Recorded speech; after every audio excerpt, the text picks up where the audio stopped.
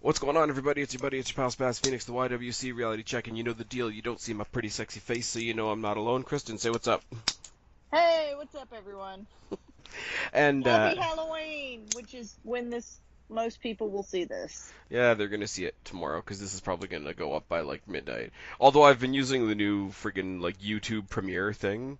I don't know if that's getting me any attention at all, but it is what it is. Anyways, yes, most people will see this Halloween. As obnoxious as my intro is, I don't think this is going to be a particularly funny video to do. So, we'll make it wow. funny. To those of you who are used to me being an entire asshole, I might only be half of an asshole this time. So maybe, possibly. So, coming off the back of a really cool pay-per-view that we had on Sunday, there is a very controversial pay-per-view coming up this Friday. I wanted to talk about it a while ago, but yeah, I'm glad we waited until everything came out. Until all the fallout or the preliminary fallout had happened and we got things sort of solidified. Now, you and I have talked about doing this video and once again, guys, this is kind of going to be like the Roman video. We're kind of just doing things off the top of our heads. So once again, this is going to sort of ramble and go off. Be a little rambly. It's going to be a little rambly. It's going to go off in a few directions and whatnot. But we've sort of, you, me, and Guapo. I sent a message to Guapo, but I don't think he got it. We sort of tap danced around doing this because we're not going to do a pick 'em for it. I think that was one of the things I decided a while ago. But there are issues to discuss. We're not doing a pick 'em. I'm glad we are not doing a pick 'em. Can I just go ahead and state my opinion about the pay-per-view right off the top before we talk about going straight into it? Sure. I do not think they should have done this pay-per-view. But I understand why they are doing it. I understand all the business stuff of doing it, but I think standing on principle is more important. I think they could have made that money back. I think the fans would have been more enthusiastic. Fair enough. We're going to get to my opinion about the show, like whether it should have happened or not later, and I'm probably not going to be very popular. I'll put that one out there right now. I kind of wanted to backtrack, though, because there's significantly more issues around it this time around than when they did Greatest Royal Rumble at the beginning of the year. But I wanted to start it off with a super, super generic question. In general, in your opinion, like, take out, like, where they are. Like, take out the fact that this particular one's happening in Saudi Arabia. We've seen other stuff in other places. We've seen I think it was a couple years ago, we had Beast in the East. We just had Super Showdown not too long ago. In general, as a very broad, like, oversweep, what do you think of these, like, international super shows that they're trying to do? I think overall, in general, I think it brings WWE to a bigger, to a wider audience, it makes them look more, I don't want to say cultured. That's not the word I want to use, but it brings attention to WWE. Puts it more in the mainstream, and I think in a lot of these in some of these countries, not all of these, but I think in some of these countries, WWE can be a very good, influence is maybe the word I want to use. I don't think they're necessarily going to be an influence. I just think it's long overdue, and I think they're actually, their name used to be World Wrestling Federation. Now it's World Wrestling Entertainment, and I think they're trying to do more of the world. bit. They are a North American company. Yes. So obviously it would come to reason, and it would benefit you, myself, Guapo, other people we know. OK Fabe is sort of in a hub there I think in Boston. You guys have been to WrestleManias. I've been to a couple of big shows. I'm going to SummerSlam next year. I'm trying to get you guys to come up and go with me. It allows more of their audience to be able to actually participate in WWE without having to sit on a TV or a computer. Yeah. And we are pretty spoiled. Like, and I don't want to like throw my hands up in the air and say we're making huge sacrifices for other countries all of a sudden. But we are No. anybody that's a North American WWE fan is pretty goddamn spoiled. To be fair. I love the people that complain about how it's such a hard to do, about time differences and when things are on and things are happening while I'm at work, things are happening while I'm asleep, and I just sort of sit back, and maybe it's because I do watch content creators from the UK, I do listen to What Culture, etc., and it's like, once again, like, you're talking about what other people in other places in the world have to do every Monday, every Tuesday, every Wednesday, every pay-per-view. That's not an argument. I'm sorry, it's just not. I would in fact want WWE to take a step forward with it, even more forward with it. And I mean, a lot of these pay-per-views to some extent are like glorified house shows. Like, even if there are title matches, there aren't a lot of changes. Like, a lot of, especially American fans, feel like that these shows are like, if they miss it, that's fine. Nothing's going to happen. It's like a glorified house show kind of thing. And see, I think they do that to placate the North American fans, though, because the North American fans, if something did happen on a show, let's be real, if they're not going to watch it, they're choosing not to watch it. But at the same time, they're the same ones that'll get mad if they miss something. And there has been a title change at every international show. At Greatest Royal Rumble, they crowned new tag team champions. At Super Showdown, they crowned a new cruiserweight champion. Beast in the East is when Finn Balor won. Did he win the NXT title? Yeah, he beat Samoa Joe. No, he beat Kevin Owens. Oh, Kevin Owens, you're right. My timing is way off. And then this show we have coming up this Friday, I mean, it's from the worst circumstances possible, but we're going to get a new Universal Champion. Let me be very, very clear. I am not one of these people that are like, oh, like, I'm not going to be able to watch, it's going to be at like 2 in the morning, blah, blah, blah. Like, I'm not one of these people that is anti-world show. I'm anti this particular pay-per-view, but right. We'll get into that. But you know what the thing is at the same time? Like, you have a choice. I mean, people, as I say, people, especially in the UK, because I love a lot of content creators from the UK, they're either staying up or getting up to just watch Raw. And I mean, we're kind of spoiled in the sense of, like, we are so tuned into, like, the time frame of, like, Raw, SmackDown. I mean, the closest I have to a minor inconvenience is that NXT UK comes in at 3 o'clock my time. But you know what that means? It means I come home from work at 4 and put on my PVR. Like, it's not the end of the world. You just tape it, and heaven forbid, don't fucking go on Twitter if you don't want it spoiled. But you know what, though? Like, especially with something like NXT UK, the spoilers are out there anyway, so if you want to see them, you see them, and if you don't, you don't. And I mean... Exactly. To be fair, it's an NXT product, so even if you know what's going to happen, it's still great. But I mean, when Super Showdown came around, I thought the card looked pretty damn good. I went to bed, I set my alarm, I got up at 5, I watched the show, I went back to bed afterwards, I'll be real, but, like... And how many pay-per-views do you realistically have to do that for? Yeah. Whereas other fans have to do it for a lot of pay-per-views. And I'm sorry, you know what, if we get a couple more in a year, like, even the proper pay-per-views, like, even sort of like a Backlash or a No Way Out or whatever that's in the same vein, I'll set my alarm a couple times a year for the sake of people around the world that have to do that every single time. Like, it's not that hard of a thing. I'm sorry, I was listening, but then my phone sent me a notification from the news, and this has nothing to do with wrestling, but I need other people to know that this headline exists. Okay. A woman claims to have had sex with 20 ghosts, one of which she is now engaged to. There's a headline from the Huffington Post. Oh, that is a thing that just happened. All right. And that, like, threw off my entire mindset as that popped up. Okay, the only other thing I want to say about the international shows in general is, yeah, there is very much a house show feeling to them. but that, like, I don't think that's the worst thing in the world. Like, there's a couple things that will happen. There's a couple things like the Legends stuff, like what we're going to talk about later on, Brothers of Destruction and DX and whatnot, that sort of exist outside of the bubble of WWE anyway.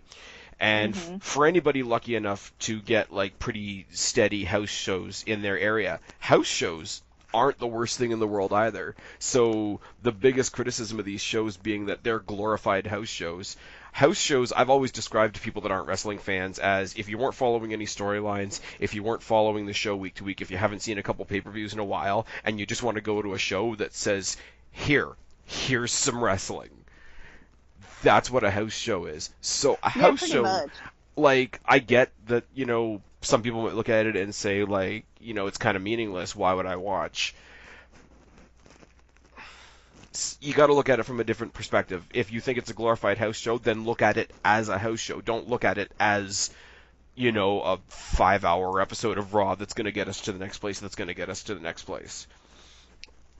It's not any kind of bad thing. Now, the other huge issue that came out around Greatest Royal Rumble is obviously there is a disparity between how they treat the men and how they treat the women in this particular part of the world. So we were not the Greatest Royal Rumble show did not have any female participation in the show.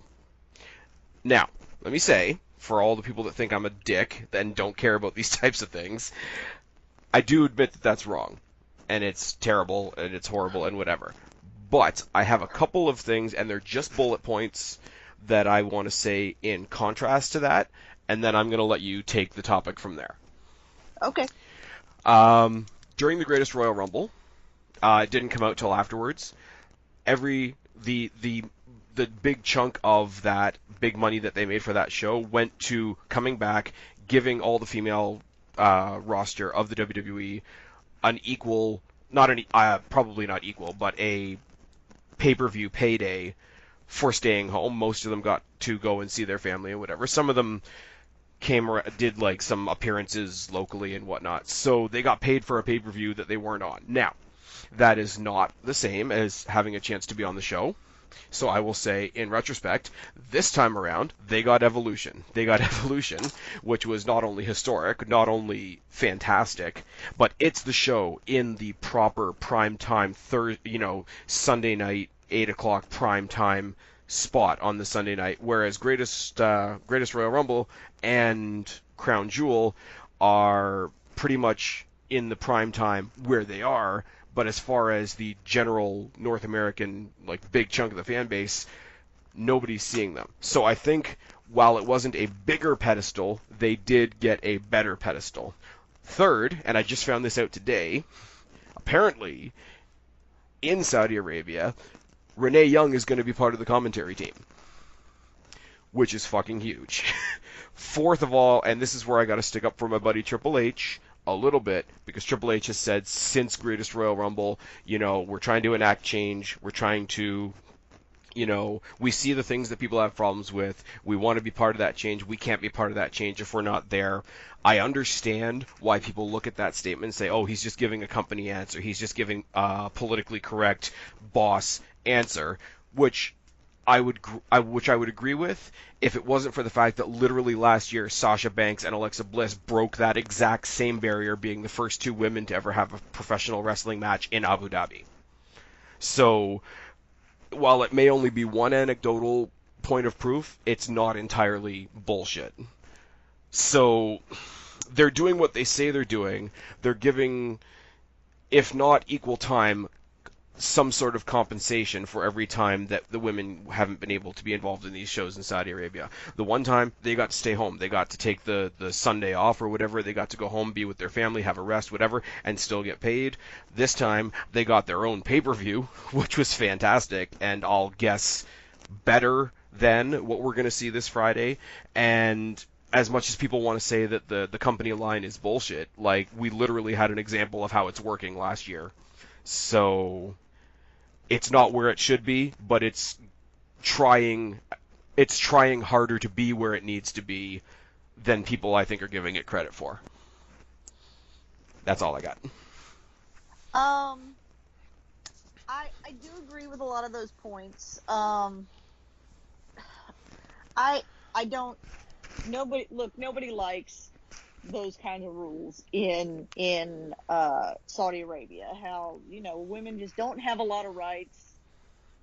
It is getting a little better, but we're now starting to hear that maybe the reason why it's getting a little better is for basic how Saudi Arabia comes off to other countries. So it's disingenuous kind of thing. Okay. But change is still change, and you can't expect there are always going to be different rules in different countries, and that's just how it is, whether it be in professional wrestling or just in general. Spaz, you live in Canada. They just legalized weed there. Yes, they did. So now, if you're there, you can do that kind of stuff. But if you were to go to, I think Thailand or Indonesia, there's a lot of Southeast Asian countries that are like that. That is super illegal. Like they put people in jail for a very long time for just weed. Which is a really stupid reason to put people in jail, just on a side note. Exactly.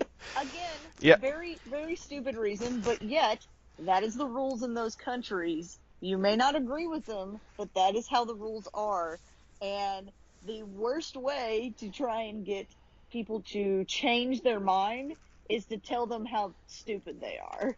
Absolutely Usually, true. People tend to double down at that point. Or they don't maybe necessarily don't double down, but they just dig their heels in, and it's like, now I'm just going to say no for the sake of saying no. Exactly. And so I'm sure there's several reasons WWE's in Saudi Arabia. It's a great, it's a new marketplace. It's a new audience. All of that. There might be a small degree of, well, maybe we can change the country. And the best way to enforce any kind of change, in the smallest, is for them to see this relationship with the Saudis, to see this relationship with WWE as something beneficial.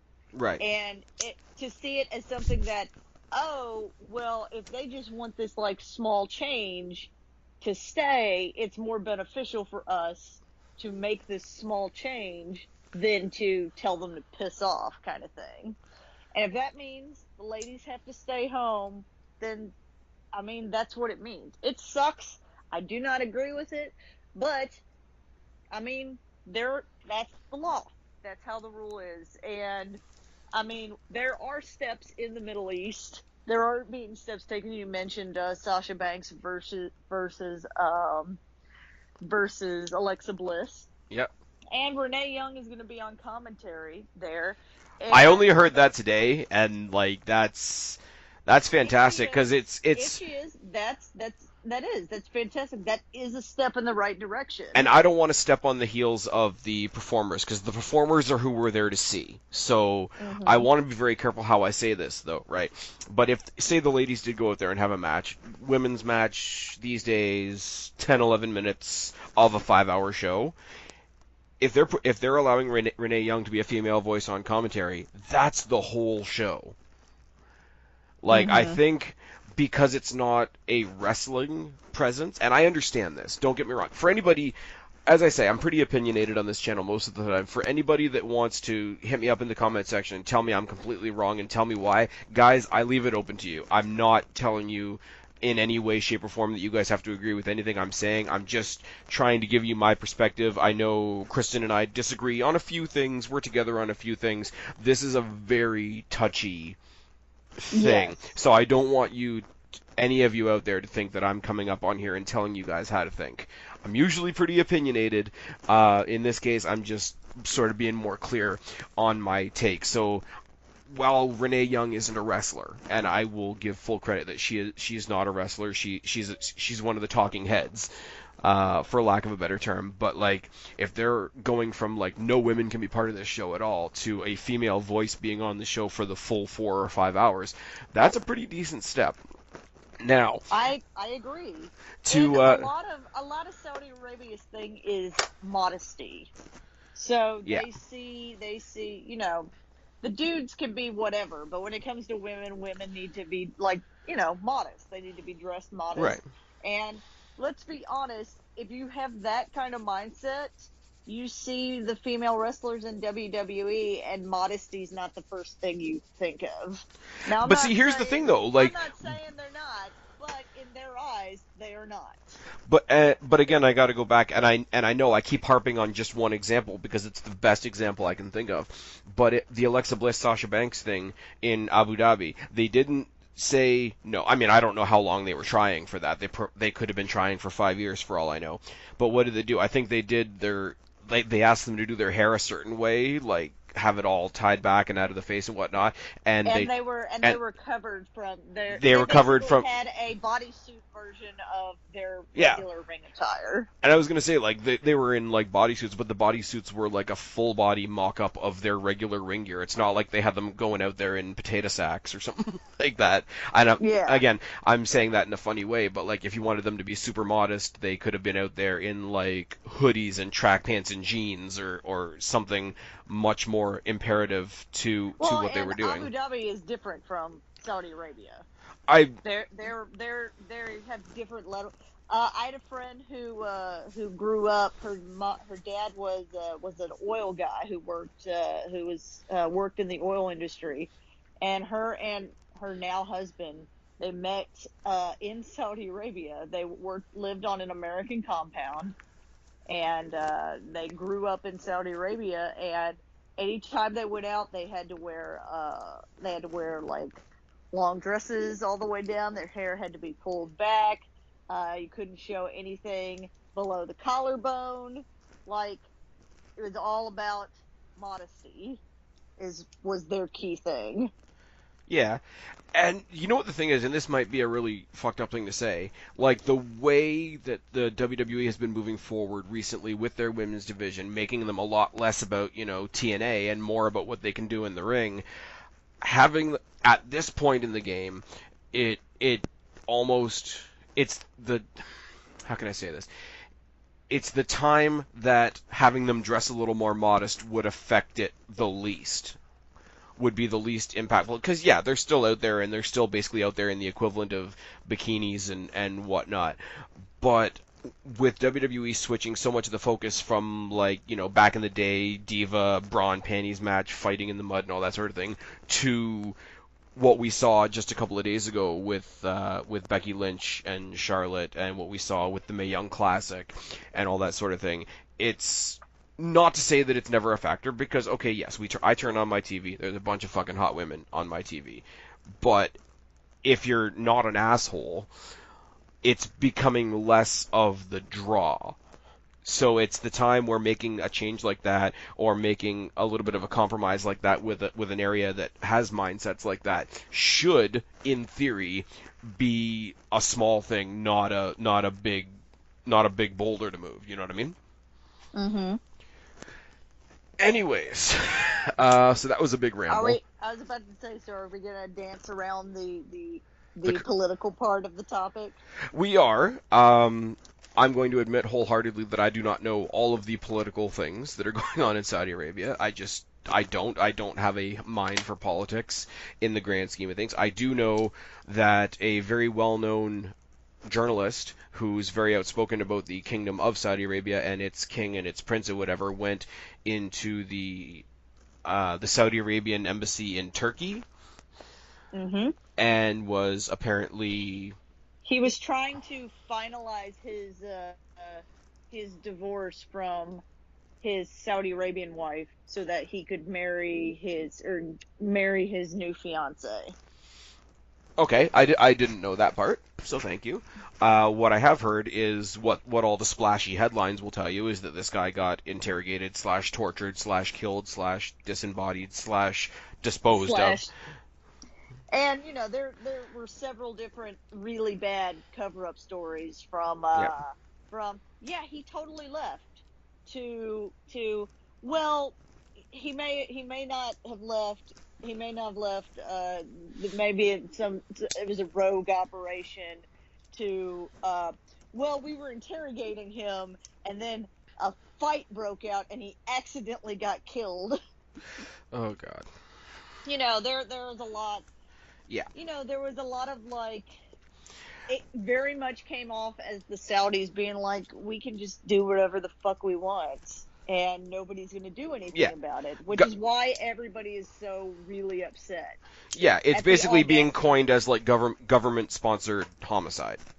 Yes, and the fact that they did this, now, granted, when it comes to embassies, an embassy in another country, like the Saudi Arabian industry in Turkey, once you're in the Saudi Arabian industry embassy, you are technically in Saudi soil, kind of. Yeah, it's the same for any embassy. Like if there's an American embassy, I don't even know if there's an American embassy in Canada, but if you were standing in the middle of Canada in the American embassy, you're standing on American soil. So if they can do something to you in Saudi Arabia, they can do it to you at the Saudi Arabian embassy. Now this is where I begin to tap dance because I'm not familiar.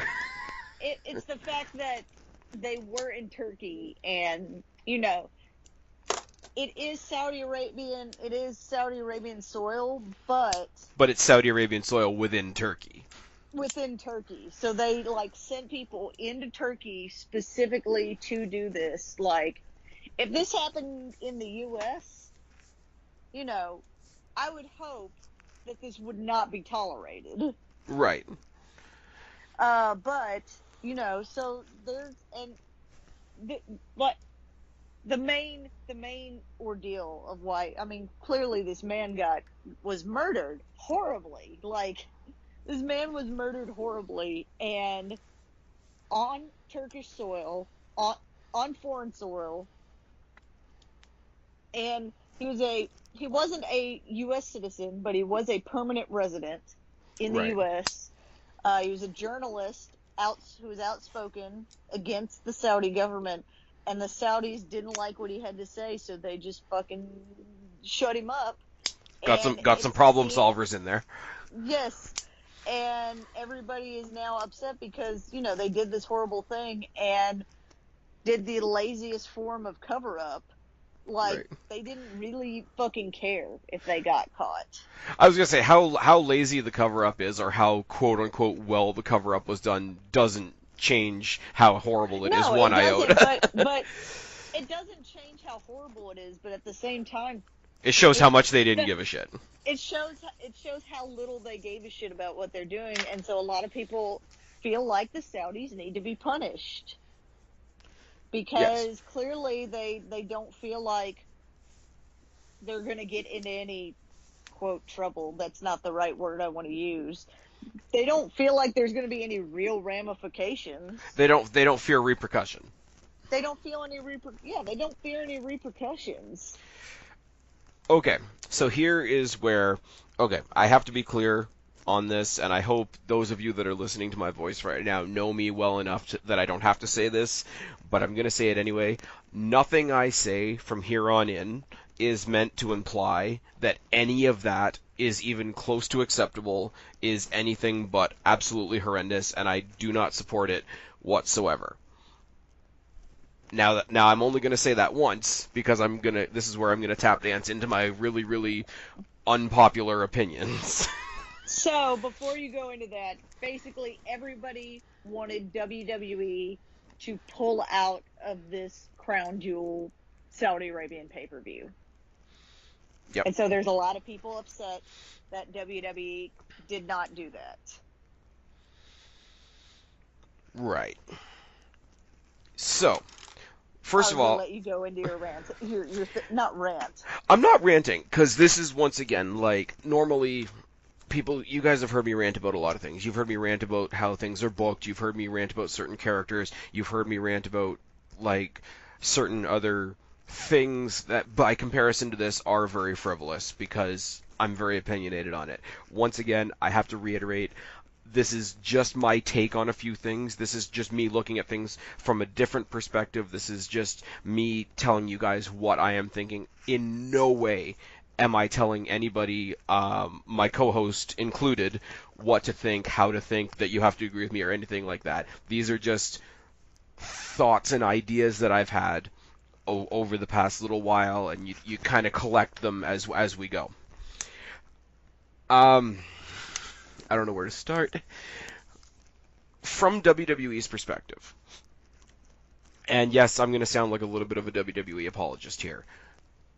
Everybody looking at WWE and saying, how could you even go there?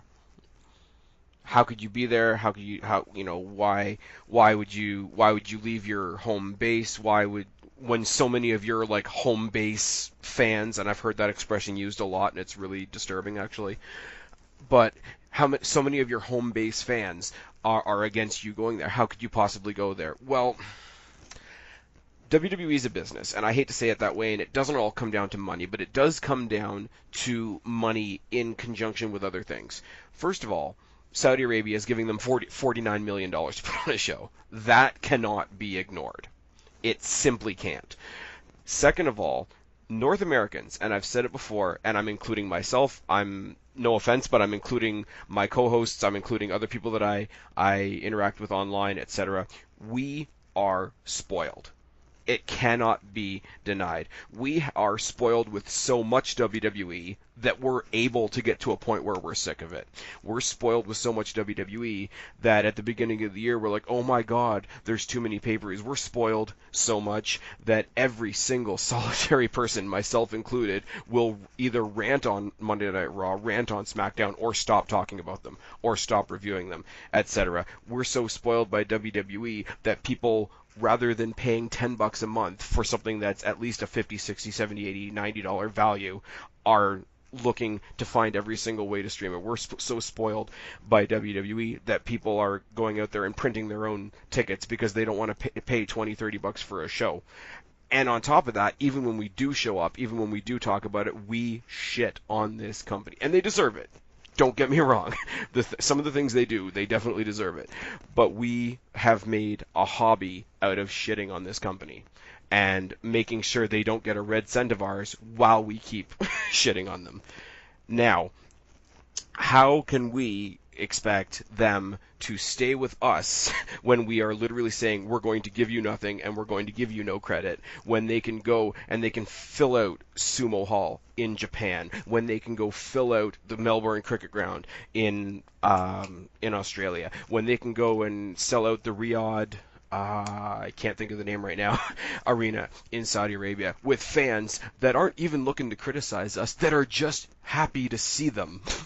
And on top of that, they get to make $49 million and whatever. So, if you're a business, you're going to go where the business is. And North American fans as a whole are saying, not only are we not going to give you any business, we're going to tear down what business you have.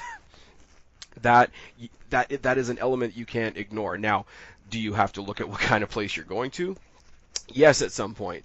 But WWE has to be made to believe that the fans here aren't just kicking them like a can down the road if they want their voices to then be heard on larger issues like this. WWE fans got our hands on Twitter and thought we had WWE by the balls. And this is why I'm gonna skip to my take, because I was gonna ultimately give you my take at the end of the day. I'm glad this show is happening. I'm not glad this show is happening because I think that what Saudi Arabia did was okay, what the Kingdom did, what happened to that journalist was okay. I am glad that this show is happening from the perspective of it humbles the fans here. And I'm going to say here because we're the ones that have Twitter, that have Facebook, that are on our phones, that are reproducing these tickets, that are like free streaming the network because we don't want to pay them our $10. It humbled North American fans a little bit because we didn't get to change their ideas for once. Well, what did we do? We went and cried and complained and whatever, and they switched the main event of WrestleMania 30. Now, was that cool? In my opinion, yes. Daniel Bryan deserved it more than Dave Bautista. But should we have that? Like, fans should have power. Fans should be listened to. Fans should not be able to hold a company hostage like that. The same thing happened with the Fabulous Moolah. Yes, now, ultimately, do I think that renaming the Battle Royal was a good thing? Yes, I do. But it's not It's not a power that should be absolute. I am happy that WWE, for once, nutted up, made a decision, whether I agree with it or not, and actually stuck to it, because they haven't done that in a long time. And I think it'll only be good for them, because if they can be pushed one way, they can be pushed the other way, and they don't have a leg to stand on. And as a company, you can't do that. That was a really long ramble, and I hope you're still there. I am. I'm still here. I'm trying to use the right words. I get that mentality, and I totally get it. And if this wasn't if this event hadn't happened, if this thing hadn't happened with the journalist and everything, if it was just fans kind of whining about how Saudi Arabia just is in general, and this is someone that I don't agree with how Saudi Arabia is, but it is a different country. I would have been all for it. I mean, I wasn't really that interested in the card to begin with. I'll be completely transparent about that. So I wasn't going to be one of the people that I probably wasn't going to watch this pay-per-view anyways. So whether they didn't or did do it wasn't really going to change my mind. But I feel like it had this thing with this journalist not happen, had been just a Saudi Arabian thing, I completely 100% agree with you that WWE can't cave all the time just because some fans and some of us get a little pushy about it. I mean, let's be honest, if they backed out of this Saudi Arabian deal, this is a lot of money. Last week when they were still thinking about it, they had to make a decision because they had already sent people to Saudi Arabia to start building the set and setting up the arena and doing all the prep work for this show. And that's a lot of people to pay. And they have a 10-year contract with Saudi Arabia. So you also don't want it to be a thing where other countries may be interested in having WWE come to them and see how quickly they can pull out or just decide they're not doing it. Exactly. That's not a great precedent either. And see, the thing is as well, and I'm glad you hit on the logistical portion of it, because this is something I'm not going to probably speak as passionately about. The ramble that you just got from me is probably the most passionate I'm going to get about anything in this. But there's a realistic factor to this as well. Like, as you say, first of all, this is a 10-year deal. If we do this time, what do we do the next time and the next time and the next time? Because I'm sure, well, we only heard about this a couple months ago. I'm sure they know roughly what they want to do, what their 2 or 3 shows are going to be next year, what their 2 or 3 shows are going to be going forward. I'm sure they at least have a loose framework. But you can't... the reality of WWE and the fiction of WWE, because that's something that has to be maintained as well. You can't just snap your fingers and say, well, it's not happening anymore, because that doesn't... it's not that easy. The other thing was, we started hearing rumors towards the end of last week, and I'm sorry I am losing my voice a little bit, guys, so bear with me, that they were either moving it to New York, which... they were talking about Manchester, too. Yeah, they were talking about moving it from the Kingdom of Saudi Arabia to the Kingdom of Manchester so that they could still, the title Crown Jewel would still be appropriate. And or moving it to New York, and you can't imagine the logistics involved in that. And this is not in and of itself an excuse. I still stand by the very simple fact that at some point a company should be able to say no. That is my primary thing. But even if they wanted to, the logistics of it, to find an arena, to go to that country the week before, probably refund whatever tickets were sold or not sold or whatever, Saudi Arabia, apparently they didn't sell them until late, so that's not necessarily an issue. And then resell tickets to the new place. Well, sell tickets to the new place in the span of a week. So realistically, what were you going to sell them for? Like £10 or less if you did it in the UK, or like what, maybe $20-30 if you wanted to get a crowd that quickly in New York. It's not feasible.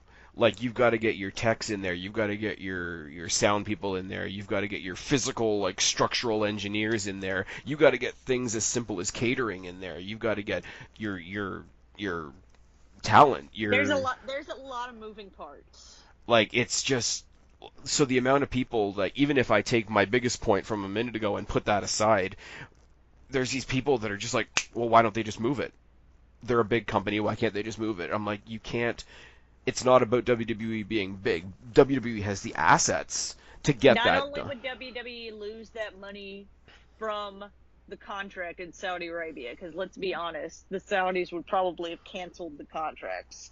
They then would have lost money finding a new arena, paying for the new arena last minute,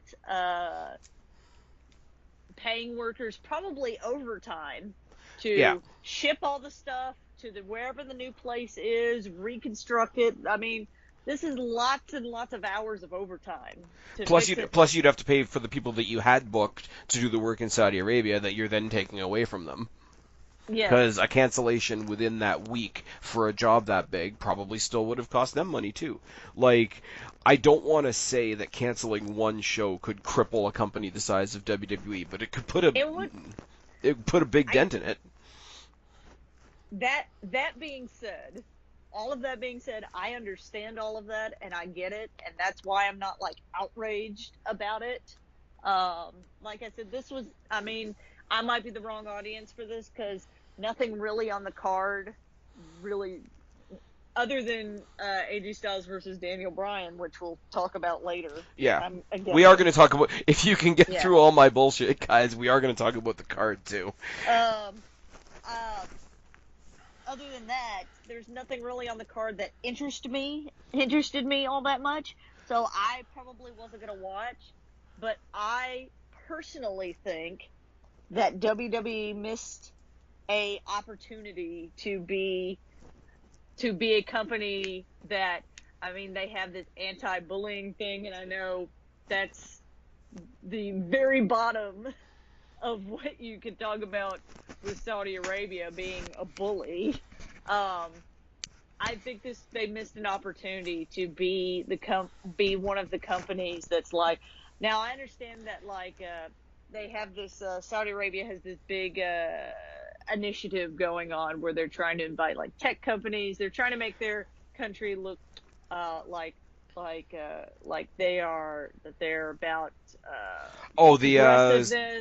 Saudi Vision 2030. Yes, that. And a lot of U.S. companies have dropped out, especially a lot of journalistic places, news media, that kind of stuff. Oh yeah. And I do need to cut you off for a second. Let me be clear, and this is something I haven't specified yet, so let me say it now. If WWE had looked at the landscape and said, you know what, guys, we're going to cool it now. We're going to revisit this contract later. We're going to do something else. Our moral compass, or whatever you want to say, like our risk management team or our legal advisors or whoever like makes those types of decisions in WWE, or Vince McMahon himself puts his fist down and said, you know what, there's some bad shit happening there right now. We really can't be seen next to that. We need to pull away. We need to reassess these things, whatever. If WWE on their own made that decision, you would hear nothing from me. You would hear no problem from me. My problem is the rest of the world telling them what to do. And I know that's not unique to WWE, because people tell companies what to do all the time. But like any other company, like the tech companies and like the journalists are probably pulling out because they don't want to end up like that poor guy. That's understandable. Other companies that are more valuing of their name then whatever profits could or could not be gained by working with Saudi Arabia, they do the risk and reward analysis, I think is what it's called, and Yes. they make that decision to pull back. The bottom line is they get to make that decision. See, they're not sitting there with people like pushing, like either do what we say or we're going to paint you bad on Twitter. Like nothing is as bad as what Saudi Arabia has apparently done. Let me be clear. They are the pinnacle of asshole in this situation. But my thing is that yes, those companies like all dropped out and everything, but those companies I find that I don't know how much money they put into this kind of thing. I don't think they have a lot of money in it. I think those companies that left that initiative were just going to present things, that kind of stuff. I feel like WWE had a very good platform to be that company that could show their customers, show other companies that, look, this is not okay, and we know we're going to lose a lot of money for this, but we feel it's a moral obligation to not be a part of this, to not be part of this problem, to not be rewarding this kind of behavior of the Saudi government. I feel like WWE they would have lost a lot of money, and I'm not going to be one of these people that's super pissed that they stayed. I get it. That's a lot of fucking money. Not even just to have, but to lose. It's not about, I just wouldn't get, what was it, $45 million or whatever the fuck the contract was. I think the last one was 45. I think this one was 49. Okay. So it's not about $49 million. It's about you not getting that $49 million plus on top of having to, do all the other stuff that we were talking about, move venues, find new people, probably pay a lot of overtime, sell new tickets, all of that. So they were going to lose a lot of money if they did this. I do feel like they missed an opportunity all they would have gotten is a lot of good PR, but I don't know. I just think WWE missed an opportunity like I said, these other companies didn't have as much to lose when they say, well, we're not going to go. I think WWE had a lot to lose, and I think had they been the company to be like, yeah, we're going to lose a lot of money doing this, but we cannot morally accept this kind of behavior. I think it would have done wonders for them. I am not pissed that they are still in Saudi Arabia. I do not agree with it, but I'm not going to chastise them for being like, we could leave or we could lose a lot of fucking money. And again, not like, we're just not going to get $49 million. It's we're not going to get $49 million and we have to pay to move all this shit and essentially rebuild a pay-per-view in a week. Yeah. Well, it's like it's a contract, right? So we're not getting that $49 million plus we're not getting that next 45 or that next 49 or that next 50 or whatever. It is a ripple effect. It was never going to be a one and done. And as I say, I want to repeat this just so that I'm being clear. I know you know what I'm talking about, but for the people listening, if WWE had the chance and had the, or not they had the chance, they had all the chances in the world. Let's be real. If they had decided this of their own accord, if they stood back and looked at the terrain and made that decision, you're right. They definitely had that platform to do it. But if when the final decision came down right at the tail end of last week, where they were kind of up against a wall, they didn't have a chance. Really, in my opinion, and again, I have to stress this is my opinion, they didn't have an adequate chance to sort of make that decision of their own accord, because before they got a chance to look at it, they were already being judged persuaded, whatever you want to say it. So I don't, as much as I want to believe they could have made that decision, and it would have been the right decision, and it could have been them making a stand. At this point, if they had canceled the show, it wouldn't have been them making this great moral stand. It would have been another example of how pushed around they can be, because they came at it from every angle. The funniest thing I heard, and it's not really funny, but it kind of is. We all know Linda McMahon is part of Trump's small business cabinet or whatever.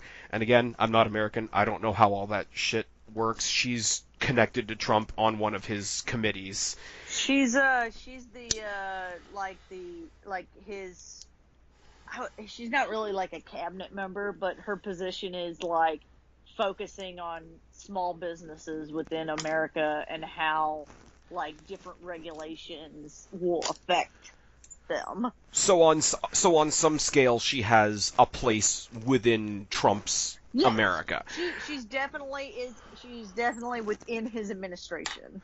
And the stories, and these are only stories, I don't know how true they are, so please take it with a grain of salt, and I can't emphasize that enough, but the stories that various politicians of various different leanings and beliefs were coming to her and telling her that she had to cancel this show, and I don't have anything bad to say about Linda McMahon anyway, but for her to sit in her office trying to do her job and be like, I don't work there, shrug.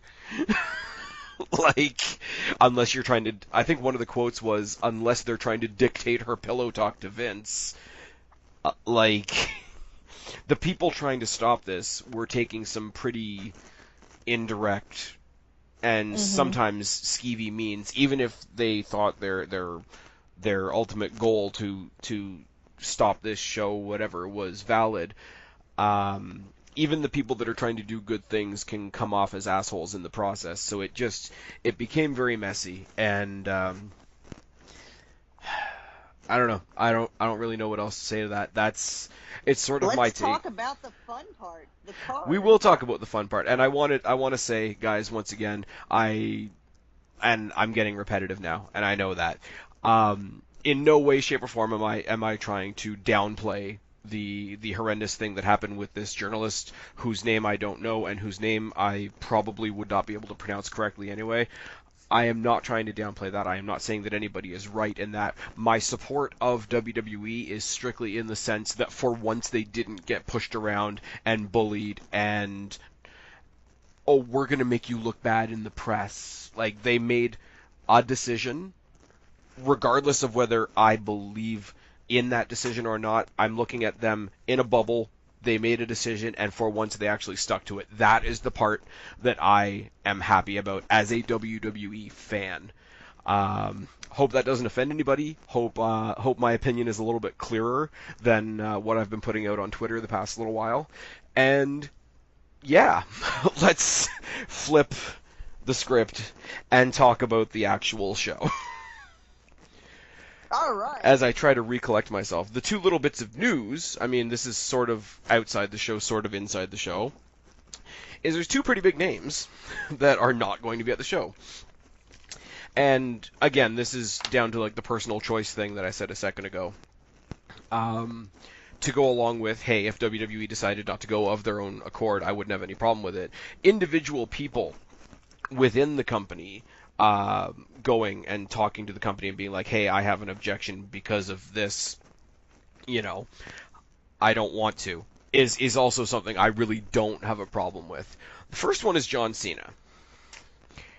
Now, this is it's an interesting thing with John Cena, because John Cena is not the John Cena of old. He is a part-timer. He's got that awesome hair that we saw in Australia. He's in the World Cup, which we're going to talk about later, trust me. They pulled him out without really even giving a reason on Raw. They replaced him with Lashley just because Baron Corbin runs Raw, and he can just sort of be a dick and be like, I've decided I'm giving Lashley your spot, and that's all the information we got.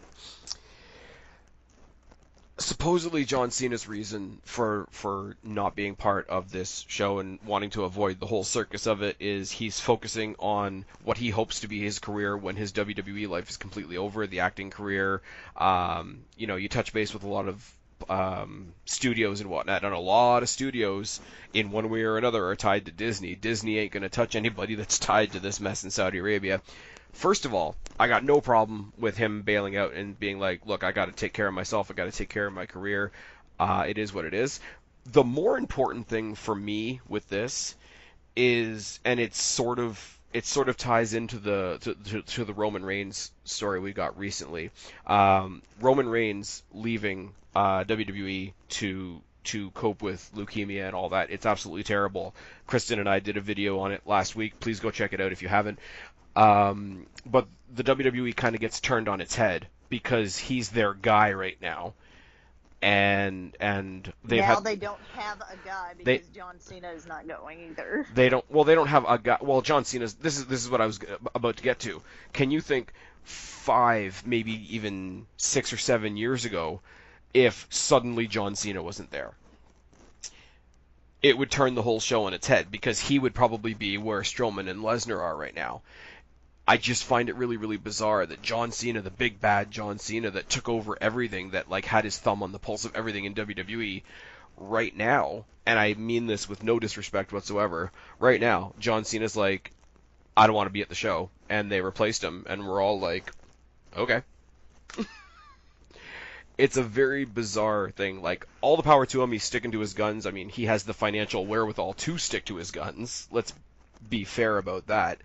But it's incredibly bizarre to me that John Cena, the big bad, the guy that has the thumb on everybody, John Cena, just decides he's not going to be at a pay-per-view, and the world sort of collectively goes, shrug, okay.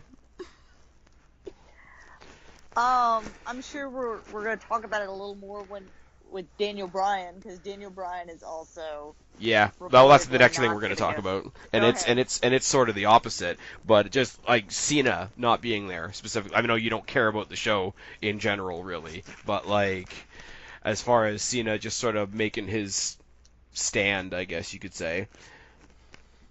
I take my hat off to him for sticking to his guns. Other than that, I don't really have much to say about it. I don't either.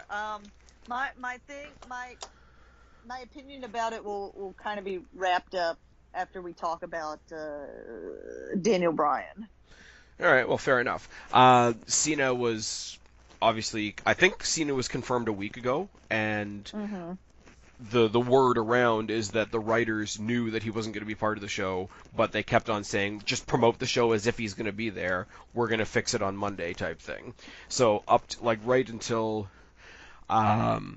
right up until Sunday night at the Evolution pay-per-view when they were showing ads for Crown Jewel, which apparently got booed so much they were taken down off the screens. Yep. I've been told by several people. Quick shout out to Orton Storm, who was there at the show, sending me pictures and whatnot. Hope you had a good time.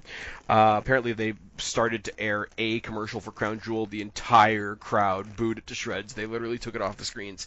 I think that's kind of funny. But the one that wasn't confirmed, the one that was only a rumor, was Daniel Bryan. And I understand why, because John Cena, realistically, John Cena can do whatever he wants. Yes. If he never touches a WWE ring again, I don't think he's going to be in the poorhouse anytime soon. Daniel Bryan, on the other hand, is in a weird position. I don't think he's exactly poor either, but to work as hard as... He's not John Cena. He's not John Cena, and he just came back. And he just came back from that 4-year struggle, so you would think he would not necessarily let that fact bully him. I'm not endorsing that, but you would think he wouldn't quite stand as tall, and apparently he has, because I just finished watching SmackDown. I know you didn't watch it. I know you just saw clips or whatever. We got the Crown Jewel main event as the opening match on SmackDown, and it was fucking fantastic. So does that mean AJ Styles is not going to be on? No, Crown Jewel either? What they did was they had an amazing match between AJ Styles and Daniel Bryan. AJ Styles tapped out Daniel Bryan. They did this wicked sort of... they worked Daniel Bryan's leg and they worked AJ's arm, and they had AJ in an armbar. AJ rolled the armbar into a one-armed Styles Clash and rolled the Styles Clash right into a calf crusher. So he tapped out Daniel Bryan. I think they were in AJ Styles' hometown because Daniel Bryan got booed through the whole match. Wow. He got booed through the whole match, and AJ Styles got cheered, and that was surreal in and of itself. But immediately after the match, Samoa Joe came down and beat the ever-loving shit out of both of them. And then AJ Styles went back to Paige, and he demanded another match, and Paige did the whole, oh my god, what about your family? He's like, well, I fought him in Australia, and I'll fight him at Crown Jewel. Because they haven't said Saudi Arabia on TV in like 3 weeks. Yeah. And again, fair enough, WWE's trying to please everybody in a way that's not exactly going to work. I don't know, because it was a pretty definitive loss for Daniel Bryan. So if they're going to reignite the Styles and Joe feud, I wonder if that means that because of his decision, he's going to be sort of slid off of the title picture. And I will say, in defense of WWE, and this might make me sound like a bad person, but WWE going into this show already has the political shitstorm. Already has the whole, like, we're still trying to make this thing work with the contract with Saudi Arabia and whatever. They've got this Crown Jewel tournament going on that John Cena's already pulled out of. They've got a Universal title picture that they had to rebook at the last minute. They have, in general, as a company, they've just lost their main guy, Roman Reigns, in probably one of the worst ways possible. They're probably looking at Daniel Bryan, in some regard, to like, look around, man, look what's going on, are you serious? Now, that doesn't mean Daniel Bryan's wrong. It really doesn't. But if WWE's looking at him that way a little bit, I can understand it, and I can have a little bit of sympathy for them in that regard. Because they just keep... it just keeps getting, like, bullet after bullet after bullet. Like, for them to turn around to him, if they did, and I'm not saying that they did, to turn around to him and be like, dude, look where we already are you serious? Because effectively, the three main... Okay, other than the tag team match that we're going to talk about later, the three main elements of this show have all had to be changed in the span of 10 days. The Universal title match has changed, the WWE title match has changed, the World Cup has changed. The only thing that has stayed the same is Brothers of Destruction versus DX. So if this sort of slides him away from the title picture for a while, I'm not exactly going to be surprised. And see, that is where I guess my opinion actually is, because I've heard rumor, so, grain of salt, everyone. I have heard rumor that it's not just John Cena and Daniel Bryan who are not a fan of this, do not want to go, do not want to participate in this. And I know that if they let somebody jump ship without a sort of punishment, and like you said, John Cena can do whatever the fuck he wants. So I think everyone in the company knows that. I mean, It sucks. It sucks if you're somebody that's like, I don't agree with this, I don't want to do this either. And then John Cena just gets to be like, yeah, I don't want to do it, and, like, nothing happens to him. Yep. So that sucks, but as soon as you start letting somebody other than John Cena jump ship, and frankly, even letting John Cena jump ship kind of throws the whole nobody is bigger than the WWE, which is bullshit. But you let other people start jumping ship and be like, I don't want to go, I don't believe in this, and be like, all right, sure, we get it. Then what? Then how many people do you have left? Like, I don't know. I don't think anybody knows who individually on the roster was like, I don't want to go, I don't want to do this. Like, right. I don't believe in it politically. Right. But you got to think that if you're hearing rumors about it, it's got to be a good number. I'm not saying it's the entire card. I'm not even saying it's the majority of a card. But you got to think it's more than a handful of guys. Um, And you got to once you think let too, people like there start are jumping people. ship, yeah. You got like there are people in WWE, and we've said this forever. Like if you put the whole company on one guy and that one guy goes down, like you're gonna see how dumb you are, right? AJ Styles is a fantastic wrestler. AJ Styles could be. I mean, he showed it in TNA. Now TNA was very different. AJ Styles could be the franchise player of any wrestling company he steps into, but he's not right now. And Lesnar, they think Lesnar is, and he's not. And Braun Strowman was sort of seeing the beginnings of something like that, and then they turned him, and then they turned him again, and then they put him in a faction, and then they turned him again. So he's kind of done. So if you look at that, where it's like Lesnar was and he's not, AJ could be, but they haven't used him right, and Strowman they've ruined. Combine that with the fact that, like I say, in 10 days, for various different reasons, you've lost Daniel Bryan, John Cena, Roman Reigns. Like, I understand that as well, but I also don't understand. I also it's very hard for me to, I guess, articulate this, and because I try and see everything from both sides, right. and so I understand WWE can't be like, all right, well, you don't agree with this, it's totally fine if you don't go, because then people start jumping ship, and you can't do it. And Right. then you set a very dangerous precedent And see, the thing is, I don't know how you make it work creatively, but the thing that nobody's remembering about this is we look at those, like I say, look at those 6 or 7 guys we just mentioned, like a John Cena, a Roman Reigns, a Braun Strowman, a Brock Lesnar, an AJ Styles, a Daniel Bryan. There's your top card, right? Those are the guys that you think, oh my god, if we lose them, we don't have anything. Which is really kind of bullshit, because if you lose one of those guys, there's 20 at the bottom of the card that would love that spot, even just for one night. But you can't just do that. Like, I would love to see Ty Dillinger get a better spot.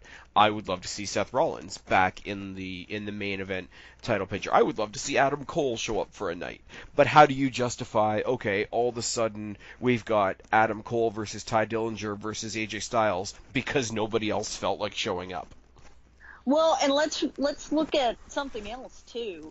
You just told Saudi Arabia, no, we're still going to do this. But now a bunch of people aren't going to show up, and now we're going to give you these guys that, you and I want to see wrestle, but these are not the big names that these are not the people that Saudi Arabia has been told via television that they should want. Exactly. It's very messy. Let me reiterate once again. Hats off to both of them for sticking their necks out and putting what they believe over a paycheck, potentially over their job, even though we know that's not going to happen. And see, that is where I find the problem, is that John Cena and Daniel Bryan, to some extent, can be like, I don't want to do this, and I don't know if nothing happens to Daniel Bryan, but let's be honest, we're not firing Daniel Bryan. After they just kept him around long enough to keep him from going to New Japan? No, I don't think so. Let's be honest. But But there is that difference between Daniel Bryan and John Cena, and if there's going to be an example made. But let's say Titus O'Neil does the same shit. You think they're not going to can his ass for being like, yeah, I'm not fucking going to this? Actually, I wouldn't use Titus O'Neil as your example, because Titus O'Neil put his hands on his boss and still got a job because Twitter told everybody to hire him back. So, anyways, hot takes. I just grabbed a random person. No, you're right. You're right. If it's Heath Slater, or if it's one of the Colognes, you think they're gonna tell them You think they're gonna tell them to fuck off? They're definitely gonna be like, well, if you want to keep working. Yeah. And it is a job. Like WWE does it. I mean, WWE is their employer. If you don't show up for work, then you don't fucking have a job. And it is dangerous too. to set a precedent that you can, like, oh, you have a moral objection to being there. Because think about when they come back to home soil, and I know I keep talking about North America like we're one big happy family, but really it's the States. I'm talking from up here in Canada, but really we're talking about the States where WWE is like mostly known for. Now, all of a sudden, they're going to. I'm going to use a terrible example, and people are going to hate me, but whatever. But when the Black Lives Matter movement started, because all the cops were, shooting young men. Were is not the right word. Still, to some extent. No, I'm sorry. Like, it started because they still are. You're right. Yes. It started because they were doing that and whatever. So now all of a sudden, okay. I don't know where each individual shooting happens, so please excuse me for not being up on the news. But, like, say one of those big events happened in Chicago, and WWE is supposed to do Raw in Chicago, and a couple of their guys put their feet up on the table and say, well, I have a moral objection to performing in Chicago now. It's not the same, but it's I hate to say it, but it's the slippery slope argument. Where is it okay to be like, I have a moral objection? And we're not saying these guys can't have a moral objection to it, but just like if you go to work and you say, I have a moral objection to this, your company can be like, well, we will find somebody that will do this. Yep. And it's not necessarily right all the time, but nope. That's how it is. But if you put the place, okay, and WWE is not like any other job, but if you put your workplace in a position where the work is not happening at the rate or speed or quality that it should be happening, you are now negatively affecting the company.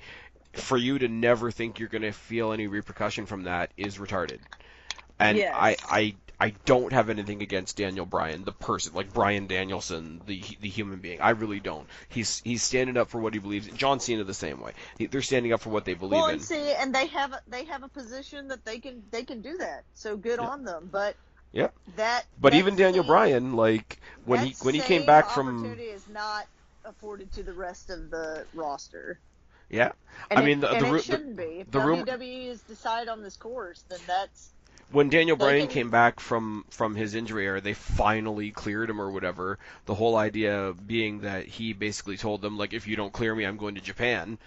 He was kind of holding them over a barrel, so they did what they needed to do to keep him. But who did they feud him with for the first little while? They feuded him with Big Cass. Like, tell me that's not a punch in the dick. Oh, I forgot about that. Tell me that's not a huge punch in the dick. Like, you got this guy that we want to see fight the Andrade Almases and the AJ Styleses and the Seth Rollinses, etc. And they feud him with Big Cass. It's like, all right, you want to hold us over a barrel? You got what you wanted. Now here's what we're going to give you for it. So if they're that petty at that point, when he had all the emotional support of everybody, he's not universally, like, adored. Like, he's not, the big golden cow that he was when he first came back. Tonight on SmackDown was the perfect example. He got booed out of the building. Now, we were in AJ Styles' hometown, but a month ago, 2 months ago, 3 months ago, that wouldn't have mattered. So if he gets repercussions from this, can we be surprised? I would be interested to see what kind of repercussions he gets from this. If I was WWE, I want to be one of these people that says that I don't think that they should be punishing their people for being like, I don't want to, like, perform for this government who is awful and has done this awful thing. But like I said, I try and see it from both ways. I also get the WWE's like, well, I mean, that's fine. You can stand up for what you can do that. You're fully in your right to not do that. But we need somebody to work, and if you're not going to do it, we'll find somebody else for that spot. I'll give you a perfect example, right? My warehouse where I work, I'm not giving the name on here for obvious reasons, right? They have never made overtime mandatory. I work my 40 hours, I get my 40 hours. It's all good. Anything I do over and above that, anything I offer them or they come and ask me is entirely optional. Now, somebody, the guy next to me might never take it. He might say, I'm happy with my 40 hours, whatever the case may be. I'm going to go home. I haven't done anything wrong, per se. Like, quote, in tight quotation marks, I haven't done anything wrong. But I do a lot of overtime. This is why I sound ridiculously tired when I'm doing NXT reviews, etc. When I'm coming home on a Wednesday and reviewing NXT UK, NXT Mae Young Classic all in one night. Now, the person that goes home and doesn't do any overtime, by their own definition, hasn't done anything wrong. You know, they are perfectly within their rights to go home. I do a bunch of overtime. I am fully within my rights to, you know, do those couple of hours of overtime, maybe get a thank you from my supervisor, and they keep it in the back of their head that, you know what, hey, when we offer overtime, Spaz is there. The other guy does his job, but he wasn't there. He worked within our structure. He worked within, you know, what's considered morally okay, but this guy went the extra mile. Daniel Bryan clocked out at 40 hours. Samoa Joe, tonight, came in and decided to work some overtime in Saudi Arabia this Friday. If you're going to tell me that Daniel Bryan should benefit from that, and that Samoa Joe shouldn't be bumped up the pecking order for that, you're wrong in my opinion. That was a really good analogy. I liked that. Like, Samoa Joe wasn't on the card at all, and at the 11th hour, they threw him in the mix and said, okay, not only are you going to Saudi Arabia, you're going to have this match with AJ Styles, we're going to throw you on a plane, da-da-da-da, all this stuff that you didn't think you were going to do, and he's jumped in. A, because, you know, there's a team player element to that as well. B, I'm sure he could use the payday, because Saudi Arabia payday, like, that's a thing. Obviously, it puts him back in the title picture, that's a thing as well, but, like, they slotted Daniel Bryan out, they slotted somebody else in. The guy that works the overtime should get the overtime. Like, that might make me sound like a dick. The guy that has to go home at the end of those 40 hours might be going home because he's got a kid to pick up from daycare. But you know what? The other guy still did the overtime. That's a great way to do it. Let's move on to the rest of the card. Or unless you got anything else to say about this. I don't. Okay. That pretty much sums it up. Not really going to talk much about it because it's basically a repeat of what we've seen on SmackDown. The bar, which now includes Big Show taking on the New Day. Yay. Nothing to say. Nothing to see here. Whatever. Big Show came to the 1000th episode of SmackDown and turned again because it's what he does. Yep. The World Cup. The World Cup. I love the way they've phrased this because you know how the commentators are scripted. It's not just the WWE World Cup; it's the World Cup to determine the best in the world. Yep. Now, if that's not the most redundant thing ever, this is meaningless. It's like the Greatest Royal Rumble, but like the Greatest Royal Rumble, I think it's just going to be another here's some wrestling. They released the brackets on Monday night. We've got Randy Orton taking on Rey Mysterio, which should be fine. Jeff Hardy versus The Miz, which I'm looking forward to. Taking over from John Cena, we have Bobby Lashley, and Bobby Lashley's taking on Seth Rollins, which should be fun and interesting. Kurt Angle is taking on Dolph Ziggler, so we're going to get a little bit of amateur wrestling in that match. They put a little caveat on it on SmackDown. Shane McMahon was taking a bit of a hard line with the four guys from SmackDown, Orton, Mysterio, Hardy, and Miz, and he basically says, you don't realize how important it is for me to beat my sister. It's absolutely important that Raw can't claim to have the best in the world on their roster. I mean, they both have world titles, so that really doesn't make sense. But basically, he said... No. One has a world title. The other has a universal Jesus title. Christ. Are we really doing this right now? Yep. Anyways. Trying to make it fun, Spaz. Where's Guapo to do a bad Matt Hardy impression? Anyways, basically what he said, because the way the brackets work out is at the end, you're going to have the best of the four Raw guys take on the best of the four SmackDown guys. And he said whoever wins for SmackDown, if they lose to the Raw guy, they're fired from SmackDown. Ooh. So, theoretically, Orton, Mysterio, Jeff Hardy, or The Miz, if they go up against, Lashley, Rollins, Angle, Ziggler, we could see Orton, Ray, Jeff, or Miz on Raw coming out of this. Now, that could be a built-in plot device at the end of the day, because we're missing a lot of people on Raw right now. We're missing Sami Zayn, we're missing Kevin Owens. Bobby Lashley's apparently working hurt. We just lost Roman Reigns. We're missing a lot of people, so it could be just a way for them to get somebody over onto the other show to help give it a little bit of a boost. Yes. Or it could be a red herring and somebody from SmackDown actually wins. I don't know what I want the final of this to be. I kind of think I want Jeff Hardy versus Seth Rollins to be the final. I don't know whether it will be. I don't know if Jeff Hardy's going to do 3 matches in a night in the condition and state of his career that he's in right now. For the hell of it, I know they're both heel, but I would love to see Miz versus Ziggler again. If they want to go old school, they could do Angle versus Orton. There's a lot of old school guys in this. You could tell that when they were requesting who they wanted to be in this tournament, like you got Randy Orton, Rey Mysterio, Jeff Hardy, Kurt Angle, John Cena. Like, it's a very specific period of WWE's past before they started filling in a couple of the other spots. So that might have something to do with it too. I would say that Rollins wins the whole thing, but he's already the Intercontinental Champion, and he's already got a feud just starting with Dean Ambrose, so I really don't know what to say about it, other than it's not going to mean anything at the end of the day.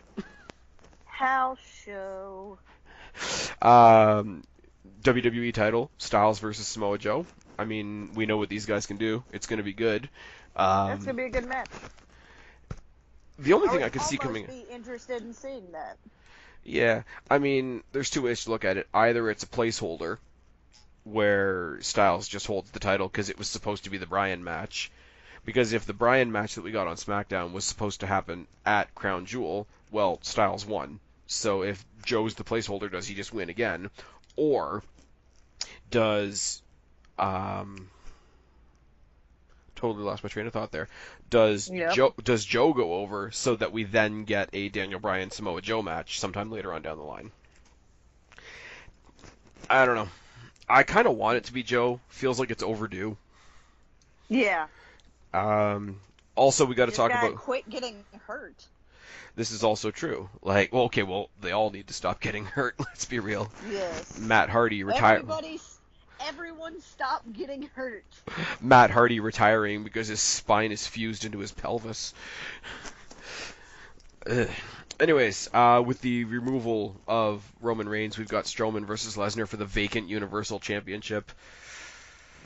Big change. We will have a new champion no matter what. I think we're screwed either way, because I don't care about Strowman anymore, and Lesnar's going to be a groaner for everybody.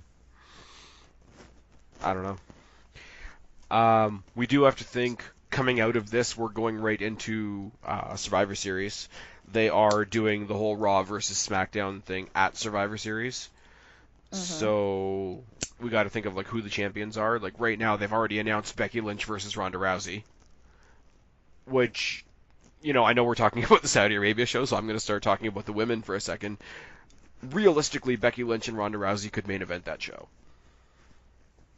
I agree.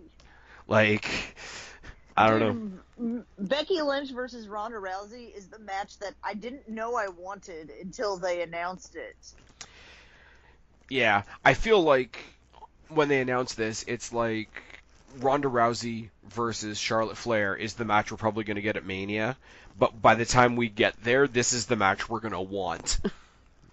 And fair play, like, Charlotte doesn't deserve all the shit that she's getting right now. She's getting shit because she's going up against Becky Lynch, and everybody loves Becky Lynch. They put on a hell of a match last Sunday. Oh, that was a great match. I would say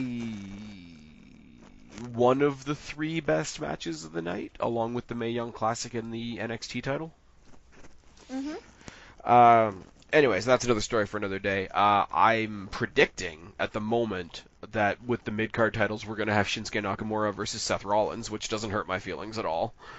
Nope. I don't know what combination, because if the people that are here are the only ones involved, you got Strowman, Lesnar, Styles, and Joe.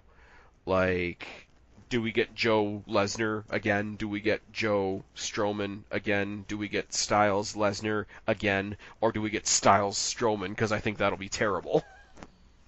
Styles Strowman would be awful. What an awful match. Everybody, okay. Why'd you even remind me that could be a possibility? And here's something else I want to say, right? And I've said this before. I've been saying it for years. I said it when Daniel Bryan was injured. To those of you out there that still want to see Daniel Bryan versus Brock Lesnar, go fuck yourself, because that will be his second retirement.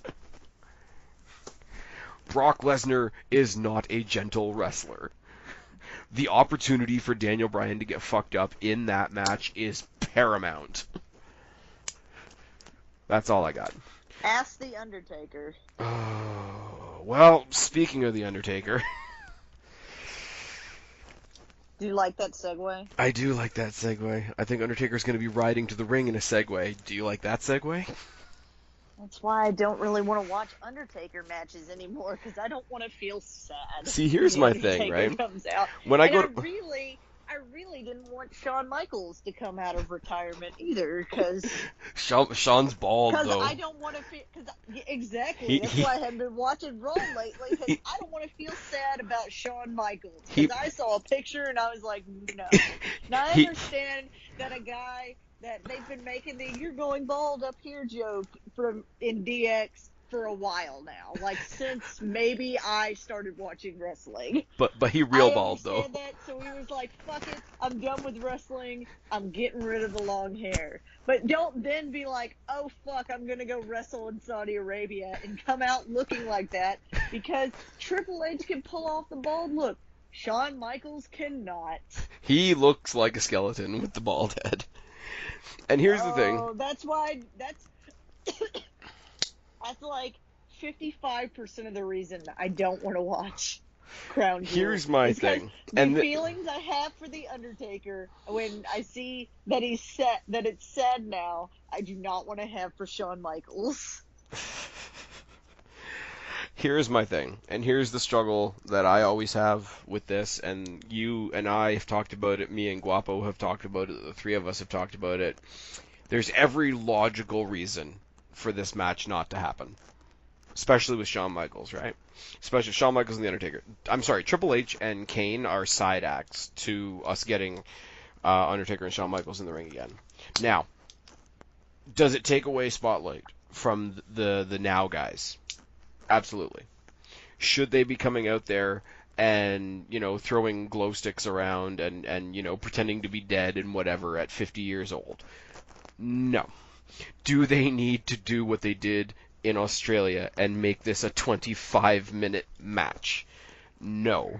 I don't know that any of them other than Kane. I think only Kane and Triple H would be able to make it 25 minutes. Does it make me sad to watch them wrestle? Yes. That's what I don't want. But you're still stoked about it anyways. I am. I'm sorry, and as I said, it has nothing to do with Kane, and as much respect as I have for Triple H, it has very little, but some, to do with Triple H. Shawn Michaels and The Undertaker are untouchable. To me. This is me personally, this is me putting the smart hat down. This is me just, talking to you guys from the heart for a second. Shawn Michaels and Undertaker are it. I always talk about, the guys that I really like, the guys that are, total packages. I talk about CM Punk, I talk about Jeff Hardy, I talk about being a fan of Chris Benoit when it was okay to be a fan of Chris Benoit. Undertaker is the greatest creation wrestling has ever given us, and Shawn Michaels is the most complete sports entertainer there has ever been. CM Punk, much as I said he was in the same vein, is a very distant second, in my humble opinion. There is nothing that is going to make me not excited to see them in the ring. There is nothing that is going to make me not excited when the gong hits, or when either the DX music or the the couple of notes and the girl screaming of the Shawn Michaels. Like, there's nothing about those two men walking down to the ring and knowing they're about to do something that is not going to make me excited. Every single bit, everything that we talk about, every single time we talk about, the Undertaker's coming back for one more WrestleMania, or Shawn Michaels is coming back, but it's only to be a referee, and isn't that sad? Or he's sort of starting to run on in his promos, and he's stumbling around, he's not moving, like all of that shit that is fully true, 100% undeniable, undebatable. You can't say that it's not. As soon as that gong hits, or as soon as those first couple of notes of Shawn Michaels music hit, it doesn't matter to me. They have the world's largest, most expansive free pass from me, and that's purely me being a fan and throwing all logic out the window. I can say that this match doesn't make any sense, because it doesn't. I can say that this was bought by dirty Saudi oil money, and that's the only reason we're getting it, and it's probably true. I could say that it makes no sense, it's a waste of time, it shouldn't be the main event, it shouldn't take up all this time on the WWE Network, it shouldn't be taking up all this time on Raw and SmackDown with video packages and whatnot, whatever. When the time comes, none of that matters. And unless the two of these guys fall down in the middle of that ring when the bell rings, nothing's going to change that. So while everybody's out there and hates that this match is happening, and I can't deny any of your reasonings for hating this match, I can't hate this match. And that's just me. I don't hate this match. I'm kind of in the same vein, but also the opposite, because I'm like, that's what I want my memory of Shawn Michaels and The Undertaker to be like their matches at WrestleMania, where it was fucking crazy. You know what I don't want my memory to be of? That match that Undertaker had with Brock Lesnar. Not because he lost, but because he just looked tired. And he was the personification of the I'm too old for this shit. Yes, basically. I don't know. He just looked tired, and I want what I want to see of them is the memories how they were. I do not want to see a match where I'm like, oh, Shawn Michaels is sad now. I don't want to see that. I want them to stay immortalized, and maybe that's selfish of me, but yeah. But I can be selfish, you know what? Because I could just choose to not watch that pay-per-view, which I'm doing, not really as any form of protest, but because I would like to add, it is not some form of protest. It is definitely a form of, like, you don't care. I really wasn't interested in anything on the card, so yeah. I'm not going to use my time to watch a card I'm not interested in. You know what I did watch? Evolution. Super interested in Evolution. Watched all of it. There you go. And you know what? To be fair, you say you might be called selfish for wanting to preserve them the way they were. Maybe I'm selfish for wanting to see them one more time. You never know. Everybody's going to have a different take on it. Something's going to happen, because apparently he's got 3 more matches on this temporary contract that he's got. So I'm going to be missing a lot of pay-per-views then. We're missing a lot of matches. Apparently one of them's against Johnny Gargano. Oh. Okay. Which will just be weird. Okay, hang on. 2 matches. 1 match I will try and watch with Shawn Michaels, depending on how he wrestles at this. So somebody else will have to report back to me. Probably you. Yep. If they somehow work in Shawn Michaels versus Daniel Bryan. Fair. And Shawn Michaels is not, sad. I will watch that. And I might watch Johnny Gargano versus Shawn Michaels, too. That might be interesting. It'd be a little, how best to describe this? Have you ever heard of a game, and it's going to sound awful, Have you ever heard of a game called 3 Degrees of Hitler?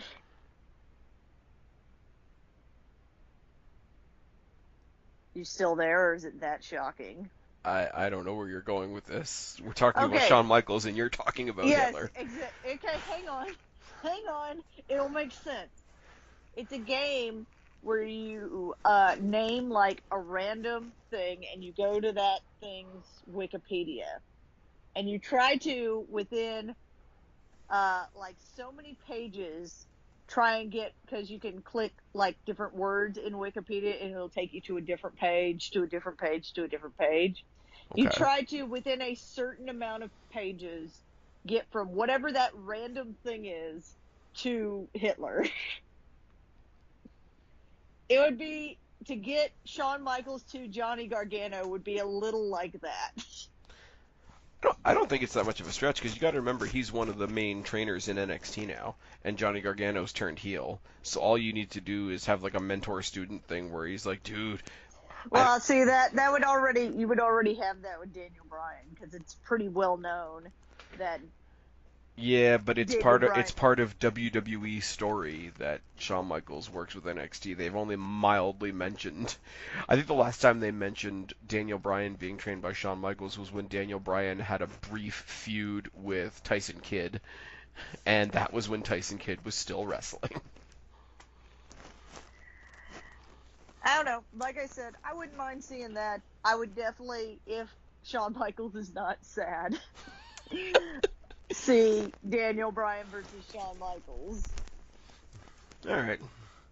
I think even if Shawn Michaels has slowed down, that I think that could still be a pretty good match, because, you know, Daniels isn't known for like his like super fast-paced wrestling. I don't know. Like, some of his moves can be fast, but Shawn Michaels versus The Miz, I'm just saying.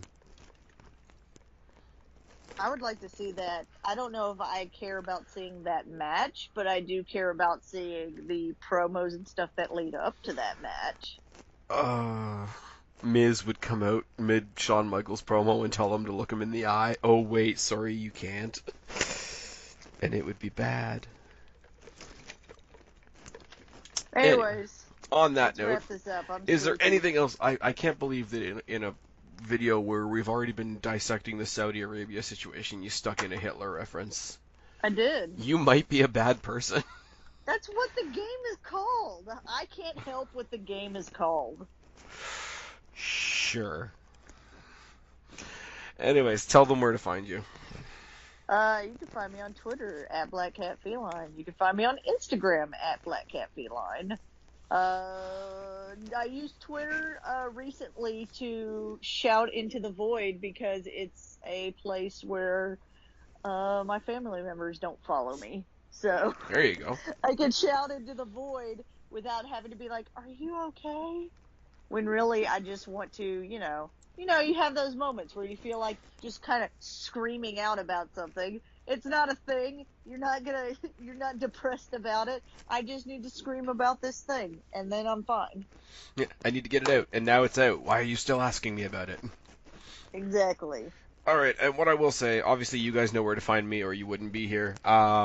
No, we didn't do a proper pay-per-view preview per se here. We're not doing a pay-per-view pick-em for it. But as I already mentioned, I don't give a shit about this pay-per-view. Well, and also it's a really weird pay-per-view to try and predict. Like, how would we do a pick-em for the entire tournament? How would we do a pick-em when people are being pulled out last minute and all this sort of thing? But guys, I mean this in all sincerity. Any thoughts you guys have about the Saudi Arabia situation, about how WWE has handled it, about how good or bad you think the card is going to be just in a bubble, like as a pay-per-view card, I welcome you guys. Put your thoughts down in the box below. Start a conversation, like I always say in my outro, because there's a lot going. Like, for people might say that it is just one of those glorified house shows, but this is the most thickly layered glorified house show I think that they've had so far. So please, if you've got something to say, please say it down in the box below. I've been Spaz. She's been Kristen. We are your YWC Reality Check. Subscribe up there. Talk down there. Start a conversation. Keep all these conversations going. Don't be a stranger. I will talk to each and every last one of you later. But for right now, I am tagging out. Bye, guys. Night, guys.